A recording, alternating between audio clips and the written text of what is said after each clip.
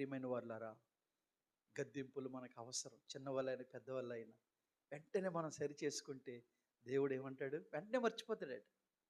మనం ఎన్ని తప్పులు చేసిన వెంటనే ఆయన చెప్పినప్పుడు వెంటనే మనం లోబడి సారీ, చూడండి, సారీ, క్షమించండి అని నువ్వు అన్ని వెంటనే దేవుడు తన కోపమంతా తగ్గిపోతుంది. కానీ మనం అదే రాదు మన నోటంట. నేనెందుకు చెప్పాలి సారీ? అహంకార హృదయం గలవారు చెప్పరు. దిద్దుకోవాలి, సరి చేసుకోవాలి. అందరిలో లోపాలు ఉంటాయి, బలహీనతలు ఉంటాయి. ప్రతిదినము మనల్ని మనం దిద్దుకుంటూ మనల్ని మనము బాగు చేసుకుంటూ దేవుని స్వరూపంలోకి మనం ఎదగాలి. అది భక్తి. ఒకేసారి మనం భక్తులం అయిపోం.